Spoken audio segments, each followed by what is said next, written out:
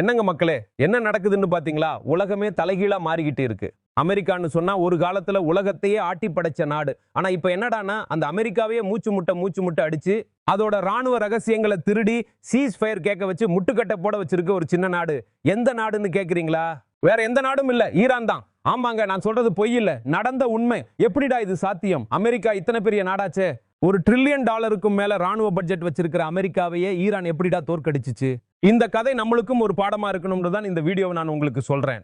முழுசா பாருங்க, பார்த்தா தான் என்ன நடக்குது, நாம என்ன பண்ணணும்னு புரியும். வாங்க போவோம். இதுதான் MQ-4C ட்ரைடன். அமெரிக்காவோட ரொம்ப அட்வான்ஸ்டு, அதிக தூரம் பறக்கக்கூடிய, அதிக நேரம் தாக்கு பிடிக்கக்கூடிய ட்ரோன்க. இது எதிரியை 500 அடி உயரத்திலிருந்து 24 மணி நேரம் கண்காணிக்க முடியுமா? அடேங்கப்பா. இந்த வாரத்துல, அதாவது வரலாற்றிலேயே முதல் தடவையா இந்த ட்ரோன் ஈரானோட எல்லைக்குள்ளே சர்வைலன்ஸ் செஞ்சுட்டு இருந்தப்போ மர்மமான முறையில ராடார்ல இருந்து மாயமா போயிருச்சுங்க. அடடா, இதை ஈரான் சுட்டு வீழ்த்திடுச்சா? இல்ல, கடந்த சில வாரங்களா அமெரிக்காவுக்கு என்ன ஆச்சோ அதே மாதிரி இதுவும் ஒரு விபத்து தானா? என்னடா இது, நம்புற மாதிரியே இல்லையே. ஆனா 27 மார்ச் 2026 சவுதி அரேபியாவோட இளவரசர் சுல்தான் ஏர்பேஸ்ல நடந்தது. சுத்தமா விபத்து இல்லவே இல்ல. உலகத்திலேயே ரொம்ப பாதுகாப்பானதுன்னு உலகம் முழுசா நம்பின ஒரு அமெரிக்க ராணுவ தளத்தோட கதையை ஈரான் அடியோடு மாத்தி எழுதிருச்சுங்க. அடங்க மறுத்து இந்த பலமான ஏர்பேஸ் மேல ஈரான் பல பாலிஸ்டிக் ஏவுகணைகளை வீசிச்சு. அதோட இல்லாம கிட்டத்தட்ட 30 ட்ரோன்களோட ஒரு பெரும் படையையே அனுப்பிச்சு. முக்கிய இலக்கு என்ன தெரியுமா? அந்த தளத்துல நிப்பாட்டப்பட்டிருந்த அமெரிக்காவோட ரொம்ப விலை மதிப்பு மிக்க E-3 சென்ட்ரி விமானம். அந்த விமானத்தோட விலை 20,000 கோடின்னு சொல்லப்படுது. அதை ஒரு ஷாஹித் ட்ரோன் சுத்தமா தகர்த்துருச்சுங்க. வரலாற்றிலேயே எந்த ஒரு நாடும் அமெரிக்காவோட E-3 சென்ட்ரி விமானத்தை போர்ல வெற்றிகரமா குறி வச்சு அடிச்சது இதுதான் முதல் தடவை. அடேங்கப்பா. இது ஒரு பக்கம் இருக்க, KC-35 refuelling tankers, F-35 ஃபைட்டர்கள், F-115 eagles, MQP ட்ரோன்கள், இப்படி எல்லா அமெரிக்க ராணுவ சொத்துக்களும் வானத்திலிருந்து தானா விழுந்த மாதிரி காட்சி அளிச்சுச்சான். கடந்த சில வாரங்களா ஈரானுங்கிற ஒரு நாட்டுக்கு ஒழுங்கான விமானப்படையே கிடையாது. கப்பல் படைங்கிறதும் பேரளவுக்கு தான் இருக்கு. ஆனா அந்த ஈரான் அமெரிக்காவை அசிமெட்ரிக் வார்ஃபேர்ங்கிற புது யுக்தியில பின்னாடி தள்ளி அடங்க வச்சிருச்சுங்க. அவங்களோட ராடார் சிஸ்டம்களை தகர்த்து ராணுவ தளங்கள் மேல தாக்குதல் நடத்தி விமானம் தாங்கி கப்பல்களை பின்வாங்க வச்சு அமெரிக்காவையே போர் நிறுத்தத்துக்கு கோரிக்கை வைக்க வச்சிருச்சு. ஆச்சரியமா இருக்கா? எந்த ஒரு ஸ்பேஸ் புரோகிராமும் இல்லாத ஒரு நாடு பஹ்ரைன், கத்தார், குவைத், UAE எல்லா இடத்துலயும் இருக்கிற அமெரிக்க ராணுவ தளங்களையும் சொத்துக்களையும் துல்லியமா ஊசி முனை துல்லியத்தோட குறி வச்சு அடிச்சதுங்க. முக்கியமா இது எல்லாத்தையும் மிக குறைஞ்ச செலவுல ரொம்ப ஈஸியா ஈரான் செஞ்சு முடிச்சிருக்கு. யுக்ரைன் போர்ல நம்ம பார்த்தது சும்மா ஒரு ட்ரெய்லர் தான். ஈரான் அசிமெட்ரிக் வார்ஃபேர் மேல ஒரு முழு புத்தகத்தையே எழுதிருச்சுங்க. இப்போ இந்த மாடலை உலகம் முழுக்க இருக்கிற எல்லா நாடுகளும் ரொம்ப கவனமா படிச்சுட்டு இருக்காங்க, காப்பி அடிச்சிட்டு இருக்காங்க. என்னங்கடா நடக்குது?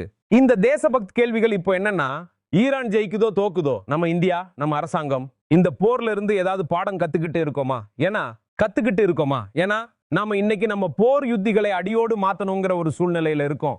ஆமாங்க, நம்ம கிட்ட அணு ஆயுதங்கள் இருக்கு, பிரம்மாஸ்திரம் இருக்குங்கிறது ரொம்ப நல்லதுதான். ஆனா அது நம்மளோட 2 பெரிய எதிரிகள் கிட்டையும் இருக்குங்கிறத நம்ம மறந்துடக்கூடாது. நம்ம அண்ட நாடுகள் கிட்டையும் அதே ஆயுதங்கள் இருக்கு.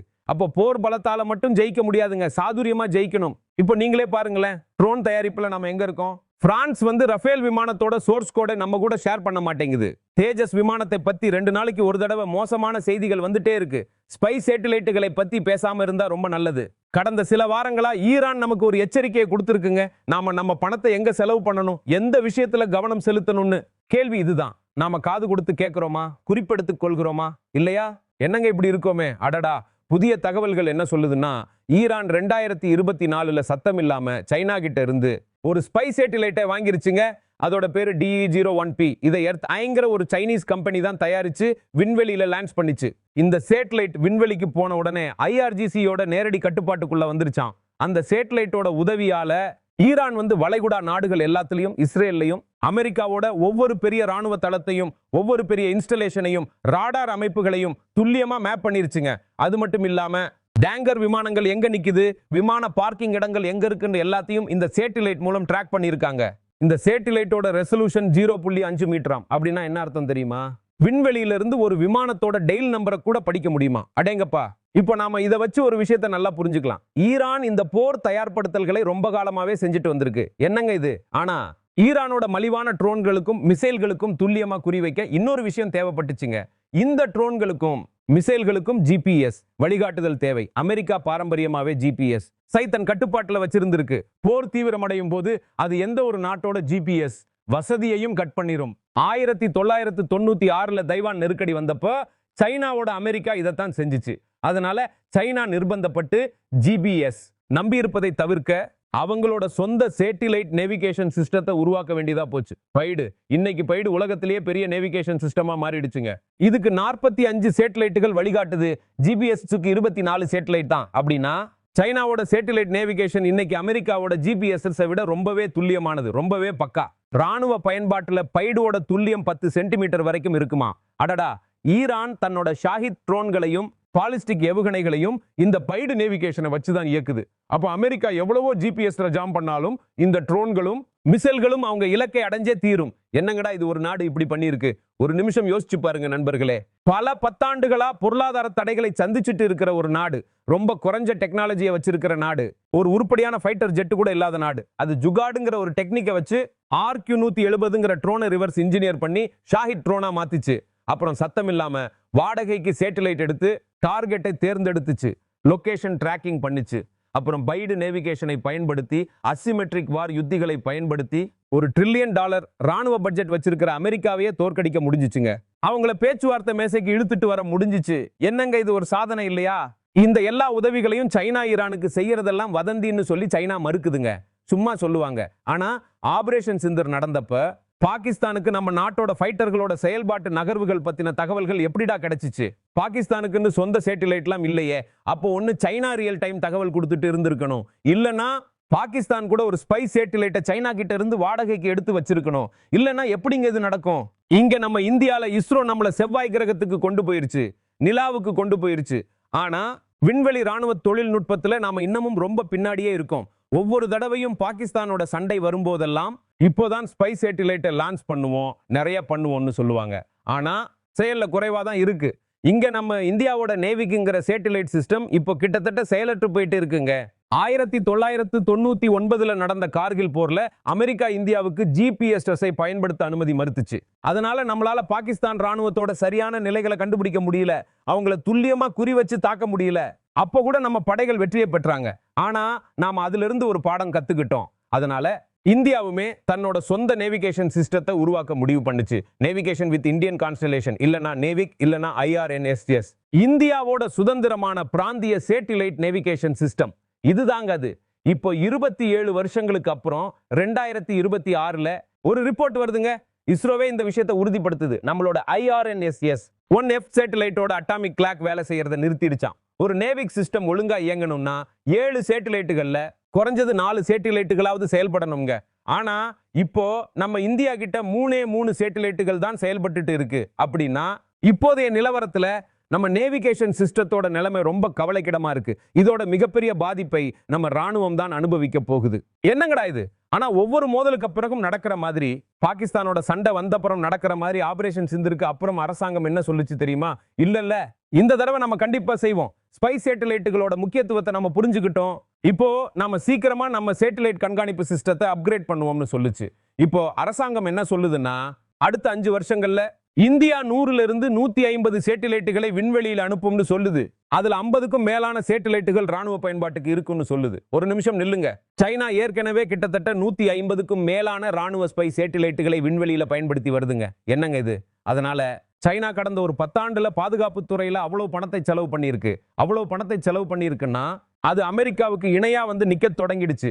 லேசர் ஆயுதங்கள்ல இருந்து 6th ஜெனரேஷன் ஃபைட்டர்கள் வரைக்கும் உலகம் ஒரு துருவத்திலிருந்து பல துருவங்களா மாறிட்டு இருக்கிறப்போ உலகம் முழுக்க ராணுவ செலவுகள் அதிகமாயிட்டே இருக்குங்க. 2024ல உலகளாவிய ராணுவ செலவு கிட்டத்தட்ட $3 ட்ரில்லியன் தொட்டுடுச்சு. ஈரான் போருக்கு அப்புறம் இது இன்னமும் பயங்கரமா உயரப்போகுது. இதுல பெரிய பங்களிப்பு எங்கிருந்து வரும்னு பாத்தீங்கன்னா ஐரோப்பால இருந்தும் ஆசியால இருந்தும் வரும். சைனா ஏற்கனவே பணம் செலவு பண்ணிட்டு தான் இருக்கு. ஆனா இந்தியாவும் தன்னோட இடுப்பை இறுக கட்ட தொடங்கிடுச்சு. பல 10 ஆண்டுகளா பாதுகாப்பு சாதனங்களை இறக்குமதி செஞ்சுட்டு வந்ததுக்கு அப்புறம் இப்போ நம்ம ஆத்ம நிர்பாருங்கிற சுயசார்பு அடைய முயற்சி செஞ்சுட்டே இருக்கோம். கடந்த 5 வருஷங்கள்ல இந்தியா தன்னோட பாதுகாப்பு உற்பத்தியை இரட்டிப்பாக்கிருச்சுங்க. அதாவது 80,000 கோடியிலிருந்து இப்போ நாம 1.5 லட்சம் கோடி ரூபாய் மதிப்புள்ள பாதுகாப்பு உற்பத்தியை செஞ்சுட்டு இருக்கோம். இந்தியாவோட பாதுகாப்பு பட்ஜெட்டும் 2.6 மடங்கு அதிகமாயிருக்கு. நீங்க 2013 2014 அளவுகளை பத்தி பேசினா 2029க்குள்ள நம்ம பாதுகாப்பு பட்ஜெட் 3 லட்சம் கோடியை தொட்டுடும்னு சொல்லப்படுது. என்னங்க ஒரு நல்ல விஷயம் இல்லையா? சரி, கதைக்கு வருவோம். இதுதாங்க அமெரிக்காவோட அட்வான்ஸ்டு ஆபிரகாம் லிங்கன். இது US. Yes, Gerald R Ford. இதை எந்த நாட்டுக்கிட்டையாவது யாராவது பார்த்தாலே அந்த நாட்டோட அரசாங்கமே நடுங்கி போவாங்க. ஏன்னா இங்க ஆட்சி கவிழ்க்கப்பட போகுதுன்னு. ஆனா ஈரானோ இவங்களையும் தன்னோட பாலிஸ்டிக் ஏவுகணைகளோட இலக்கா வச்சதுங்க. என்னடான்னா அதோட லவுண்டரி ரூம்ல ஒரு பயங்கரமான தீ பிடிச்சிக்கிச்சுன்னு சொல்லப்படுது. இப்போ என்ன காரணமோ, ஆனா இந்த சூப்பர் கேரியர்கள் இப்ப தன்னை தானே காப்பாத்திக்கிட்டு ரொம்ப தூரத்துல இருந்து விலகி விலகி போயிட்டு இருக்குங்க. இந்தியாவுமே சமீபத்தில் தன்னோட 2வது உள்நாட்டு விமானம் தாங்கி கப்பலான INS விக்ராந்த கமிஷன் பண்ணிருக்கு. 3வது INS விஷாலுங்கிற ஒரு அணுசக்தி விமானம் தாங்கி கப்பலையும் தயாரிக்க ஏற்பாடுகள் நடந்துட்டு இருக்கு. அடேங்கப்பா. ஆனா இன்னைக்கு நடக்கிற இந்த புதிய போர்ல 4000 கோடிக்கும் மேல செலவு பண்ணி பராமரிக்க 1000 வெள்ளை யானைகளுக்கு சமமான செலவுல இத்தனை பெரிய சூப்பர் கேரியர்கள், விமானம் தாங்கி கப்பல்கள் அசிமெட்ரிக் போருக்கு முன்னாடி தாக்கு பிடிக்குமா? என்னங்க நடக்கும்? ஒரு $1 பில்லியன் கேரியரை வெறும் 2000 ரூபாய் ஷாஹித் ட்ரோன் குறி வச்சு அடிச்சா அமெரிக்கா திரும்பவும் ஈரானை காப்பி அடிச்சு $35,000 மதிப்புள்ள லூக்கஸ் ட்ரோனை உருவாக்கி இருக்கு. ரஷ்யா கிட்டையும் கெரான் 2 ஒரு ட்ரோன் இருக்கு. அதுவும் ஷாஹித் ட்ரோனோட காப்பி தான் சொல்றாங்க. பாகிஸ்தான் கூட துருக்கியோட சேர்ந்து தன்னோட ட்ரோன்களை தயாரிச்சிட்டு இருக்கு. சைனா கிட்டையும் CS 901 மாஸ் ப்ரொடக்ஷன் ட்ரோன் இருக்கு. இப்படி எல்லாரும் இருக்காங்க. ஆனா இந்தியா எப்பவுமே நான் கான்டாக்ட் போர் பத்தி பேசுற, ஹை டெக்னாலஜி பத்தி பேசுற இந்தியாவோட காமிகாசி ஷாஹித் ட்ரோன் எங்கடா போச்சு? என்னங்க உண்மையில பார்த்தா ட்ரோன்கள் விஷயத்துல நாம ரொம்பவே பின்னாடி இருக்கோம். இந்த விஷயத்தை எந்த விவாதமும் இல்லாம நம்ம ஏத்துக்கிட்டா தான் நாம ஏதாவது முன்னேற முடியும். ஏத்துக்கோங்கடா. குறைந்த தூரம் பறக்கும் காமிகாசி ட்ரோனை பத்தி பேசணும்னா நாம இப்போதான் சேஷனாக் 150 ட்ரோனை டெஸ்டிங் கட்டத்துல பார்த்திருக்கோம். இப்போ இதோட வார்ஹெட்ல நாம 225 இருந்து 240 கிலோ வாட்டை பொருத்த முடியும். 1000 கிலோமீட்டர் வரைக்கும் இது பறக்க முடியும். 5 மணி நேரம் வரைக்கும் இது காத்துல பறக்கும். நல்ல விஷயம். ஆனா இன்னமும் இதோட உற்பத்தி தொடங்கவே இல்லைங்க. என்னங்க இப்படி இருக்கும்? மறுபக்கம் இந்தியா $3.5 பில்லியன் 31 M2Q9 ட்ரோன்களுக்கான ஒப்பந்தத்தை கையெழுத்து போட்டிருக்கு. இது 2029க்குள்ள இந்தியாவுக்கு வந்து சேருமா? ஆனா ஈரான் போர்ல இதே ட்ரோனோட முந்தைய மாடலான MQ9ஐ ஈரான் திரும்ப திரும்ப சுட்டு வீழ்த்துச்சுங்க. 25 இருந்து 30 ட்ரோன்களை அவங்க சும்மா ஈஸியா கீழே தள்ளிட்டாங்க. இப்போ நான் என்ன சொல்ல வரலன்னா, இந்தியா இந்த ட்ரோன்களை வாங்கவே கூடாதுன்னு சொல்ல வரலைங்க. சர்வைலன்ஸுக்கு இந்த ட்ரோன்கள் ரொம்ப முக்கியம். அதுல எந்த சந்தேகமும் இல்ல. ஆனா ஈரான் மாதிரி ஷாஹித் ட்ரோன்களை நம்ம தயாரிக்க முடிஞ்சிருந்தா இதே $3.5 பில்லியன் தொகையில நம்ம 7000 ட்ரோன்களை தயாரிச்சிருக்கலாம். அப்போ ட்ரோன்களோட ஒரு பெரிய படை, ஒரு ஸ்வார்ம் மாதிரி நிறைய ட்ரோன்களை நம்ம தயாரிச்சிருக்கலாம். இப்போ வரைக்கும் நம்ம கிட்ட வந்து சேர்ந்த அறிக்கைகளை பார்த்தா இந்தியா இன்னமும் ஹை எண்ட் தளங்கள்ல தான் முதலீடு செஞ்சுட்டு இருக்குன்னு தோணுது. ஆனா ஈரான் போரும் ரஷ்யா உக்ரைன் சண்டையும் என்ன தெளிவா சொல்லி இருக்குன்னா, குறைந்த செலவுல அதிக எண்ணிக்கையிலான திறன் மற்றும் திறமையில முதலீடு செய்யறது தான் இப்போ ரொம்ப அவசியம். என்னங்க இது நாம புரிஞ்சுக்க வேண்டாமா? ஆனா ஒரு துறையில இந்தியாவோட ஆதிக்கம் ரொம்ப ரொம்ப பலமா இருக்குங்க. அது என்ன தெரியுமா? நம்மளோட ஏவுகணை ஆயுத கிடங்கு ஆபரேஷன் சிந்தூர் நடந்தப்ப இந்தியா பாகிஸ்தானோட தளங்கள் மேல பாலிஸ்டிக் ஏவுகணைகளால தாக்குதல் நடத்துச்சு. அதுக்கப்புறம் பாகிஸ்தான் உடனே போர் நிறுத்தமே செஞ்சிடலாம்டான்னு சொல்லிச்சு. நாம் அவ்வளவு வேகமா பிரம்மோஸ் ஏவுகணைகளை அவங்க தளங்கள் மேல வீசணும். பாகிஸ்தான் ராடார்களுக்கும் பாதுகாப்பு ஏவுகணைகளுக்கும் அவங்க தலைக்கு மேல மரணத்தின் தேவதையே வந்துருச்சுங்கிறதே தெரியல. இந்தியா கிட்ட Mark 3 வேகத்துல தாக்கக்கூடிய பாலிஸ்டிக் ஏவுகணைகள், க்ரூஸ் ஏவுகணைகள் இருக்கு. நம்ம இப்போ ஹைப்பர்சோனிக் க்ரூஸ் ஏவுகணைகள் மேல வேலை செஞ்சுட்டு இருக்கோம். இது Mark 8ஐ விட அதிகமான வேகத்துல எதிரியை தாக்க முடியும். அதோட தண்ணிலிருந்தும் நிலத்திலிருந்தும் வானத்திலிருந்தும் நாம பாலிஸ்டிக் ஏவுகணைகளை ஏவக்கூடிய தளங்களையும் உருவாக்கி இருக்கோம். என்னங்க ஒரு பெருமையான விஷயம் இல்லையா? ஈரான் இந்த புது யுக போர்ல பாலிஸ்டிக் ஏவுகணைகளோட சக்தியை தெளிவா நிரூபிச்சிருச்சுங்க. ஃபதே குர்ரம் ஷா போன்ற ஏவுகணைகள் அமெரிக்க ராணுவ தளங்கள் மேலையும் இஸ்ரேல் மேலையும் குறி வச்சு தாக்கிட்டே இருந்துச்சு. அவங்களால அதை தடுக்கவே முடியல. அவ்வளவு பெரிய தாக்குதல், அவ்வளவு பெரிய சேதம். அதனால அமெரிக்கா இந்த பகுதியோட சேட்டலைட் படங்களை வெளியிடுறதே நிறுத்திடுச்சுங்க. அதனால சைனா DF 17 மாதிரியான ஏவுகணைகளை தயாரிக்கிறது ஆச்சரியப்பட வேண்டிய விஷயம் இல்ல. அது ஹைப்பர்சோனிக் வேகத்துல தன்னோட இலக்கை தாக்க முடியும். சைனா ஒரு ஹைப்பர்சோனிக் ஆன்டிஷிப் க்ரூஸ் ஏவுகணையை தயாரிச்சுட்டு இருக்கு. இதனால அமெரிக்காவோட ரொம்ப அட்வான்ஸ்டு சிஸ்டம் கூட இதை சுட்டு வீழ்த்த முடியாது. அவங்களோட விமானம் தாங்கி கப்பல்களை சைனா முதல் நாள்லயே தகர்த்துரும். என்னங்கடா இது? நாம பாதுகாப்பு உற்பத்தியில யுத்த கால அடிப்படையில வேலை செய்யணுங்க. ஏன் அப்படின்னு ரஃபேல் டிராஜடியில இருந்து நீங்களே புரிஞ்சுக்கலாம். உலகம் 6th ஜெனரேஷன் ஃபைட்டர்கள் மேல வேலை செஞ்சுட்டு இருக்கு. நம்ம இன்னமும் 4.5 ஜெனரேஷனை கூட சமாளிக்க முடியாம திணறிட்டு இருக்கோம். இப்போ நவீன ஃபைட்டர் ஜெட்னா வெறும் இரும்பும் இன்ஜினும் மட்டும் இல்லங்க. அது ஒரு சூப்பர் கம்ப்யூட்டர் மாதிரி சூப்பர் சோனிக் வேகத்துல பறக்குது. அந்த கம்ப்யூட்டரை இயக்குறது அதோட சோர்ஸ் கோடு. ஆனா பிரான்ஸ் நமக்கு ரஃபேல் சோர்ஸ் கோட கொடுக்கவே முடியாதுன்னு தெளிவா சொல்லிருச்சு. நம்ம ஆயிரக்கணக்கான கோடி ரூபாய் செலவு பண்ணி 36 ஜெட்களை வாங்கினோம். உலகத்திலேயே பெரிய ஆர்டரா 100 ரஃபேல் ஜெட்களை கொடுக்கிற திட்டம் இருக்கு. அதுக்கப்புறமும் பிரான்ஸ் என்ன சொல்லுதுன்னா, நாங்க உங்களுக்கு சோர்ஸ் கோடு கொடுக்க மாட்டோம்னு வெளிப்படையா சிம்பிளா சொல்லணும்னா, உங்ககிட்ட ரஃபேலோட சோர்ஸ் கோடு இல்லைன்னா உங்ககிட்ட இருக்கிற மத்த மிசைல் சிஸ்டம்கள். உள்நாட்டு சிஸ்டம்களை நீங்க ரஃபேல்குள்ள இணைக்க முடியாது. அதுல எந்த மாற்றத்தையும் செய்ய முடியாது. அதோட ராடாரை மாடிஃபை பண்ண முடியாது. ஒவ்வொரு தடவையும் ஒவ்வொரு மாற்றத்துக்கும் நீங்க டசால்ட் ஏவியேஷன் கிட்ட போய் பிச்சை எடுக்கணும். மாடிஃபிகேஷனுக்கு நிறைய பணம் கொடுக்கணும். இது வெறும் பண விஷயம் இல்லைங்க, இது இறையாண்மை விஷயம். யோசிச்சு பாருங்க, நாளைக்கு பிரான்ஸ் நம்ம மேல ஏதாவது காரணத்துக்காக கோபப்பட்டா, இல்லைன்னா பிரான்ஸ் மேல யாராவது அழுத்தம் கொடுத்து இந்தியாவுக்கு சாஃப்ட்வேர் அப்டேட்ஸ் கொடுக்காதீங்க, ஸ்பேர் பார்ட்ஸ் கொடுக்காதீங்கன்னு சொன்னா என்ன ஆகும்? ஒரு பக்கம் நம்ம ஆத்ம நிர்பார் பாரத்னு கோஷம் போடுறோம், ஆனா இன்னொரு பக்கம் நம்மளோட ரொம்ப அட்வான்ஸ்டு ஜெட் இருக்கு. அதோட மூளையும் சாஃப்ட்வேரும் பாரிஸ்ல இருந்து கண்ட்ரோல் செய்யப்படுது. ஆபரேஷன் சிந்தர்ல நம்ம ரஃபேல் ஜெட்கள் வேலை செஞ்சதுதான்.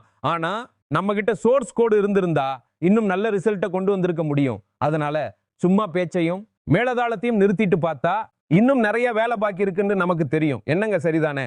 ஒன்று, நேவிகேஷன் சிஸ்டம். நம்மளோட நேவிகேஷன் சிஸ்டத்தை சரி செய்யணும். ஒரு உள்நாட்டு செயல்பாட்டு நேவிகேஷன் சிஸ்டம் நாட்டு பாதுகாப்புக்கு ரொம்ப ரொம்ப அவசியம். அதோட ஸ்பை சேட்டலைட்டுகள் மேல சீக்கிரமா வேலை செய்ய தொடங்கிட்டா நம்ம அண்டை நாடுகள் செய்யற தப்பான வேலைகளை நம்ம கண்காணிக்க முடியும். 2, ட்ரோன் உற்பத்தி. இந்தியா ட்ரோன்களோட உற்பத்தியை பெரிய அளவுல தொடங்கணும். முழு தத்துவத்தையுமே மாத்தணும். அதிக அளவுல ட்ரோன் உற்பத்தி செய்யணும்.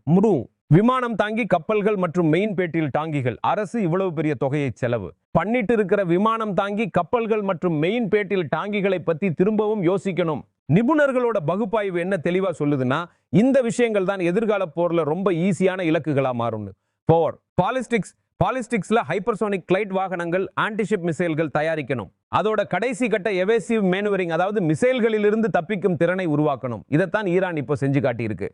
5, பிரான்ஸ் ஒப்பந்தம். பிரான்ஸோட டீல் போடுங்க. சோர்ஸ் கூட எப்படியாவது வாங்கணும், by hook or by crook. அப்படி நடக்கலன்னா மற்ற நாடுகளை பாருங்க, மற்ற ஃபைட்டர்களை பாருங்க. 6, லேசர் மற்றும் ஹை எனர்ஜி ஆயுதங்கள். சைனா எப்படி லாயல் விங்மேன் ட்ரோனை உருவாக்குதுன்னு பாருங்க. அது ஃபைட்டர் ஜெட்டோட இணைஞ்சு ஃபைட்டர் ஜெட்ல இருந்து தனியா பிரிஞ்சு ஃபைட்டர் ஜெட்டை பாதுகாக்கும். அதோட சேர்ந்து வேலை செய்யும். அதோட ஈரான் இப்போ காட்டிய மாதிரி ஹீட் சீக்கிங் ஆன்டி ஏர்கிராஃப்ட் மிசைல்கள். இதனால F-35 ஜெட்டை கூட சுட்டு வீழ்த்தலாம். அதுக்கப்புறம் சைபர் தாக்குதல்கள், எதிரியோட இன்ஃப்ராஸ்ட்ரக்சரை செயலிழக்க செய்யக்கூடிய ஹேக்கிங் ஆர்மி, இது எல்லாத்தையும் நம்ம உருவாக்கணும். முடிவு ஹுக். அப்போ நீங்க ஈரான் போற நீங்க ஃபாலோ பண்ணிட்டு இருந்தீங்கன்னா, நாம இந்த தேசபக்தில இத்தனை நாளா ஃபாலோ பண்ணிட்டு இருந்த மாதிரி இதுல இருந்து நிறைய பாடங்கள் கிடைக்குதுங்க. போருங்கிறதோட வரையறையே எப்படி மாறிடுச்சுன்னு பாருங்க. அதோட இலக்கணம் எப்படி மாறிடுச்சுன்னு பாருங்க. ஆயுதங்கள் எப்படி மாறிடுச்சுன்னு பாருங்க. அணு ஆயுதங்கள் இருக்கிறது நல்ல விஷயம்தான். விமானம் தாங்கி கப்பல்கள் இருக்கிறது நல்ல விஷயம்தான். ஆனா உண்மையான ஆயுதங்கள், உண்மையான தந்திரங்கள் ரொம்ப வேகமா மாறிட்டே இருக்குங்க. நாமளும் நம்மளோட யுத்திகளை ரொம்ப வேகமா மாத்திக்கணும். இல்லைன்னா என்ன நடக்கும்னு உங்களுக்கே தெரியும். இந்த விஷயங்களை பத்தி உங்க கருத்துக்களை கமெண்ட் செக்ஷன்ல சொல்லுங்க, நாம பேசலாம். வணக்கம்.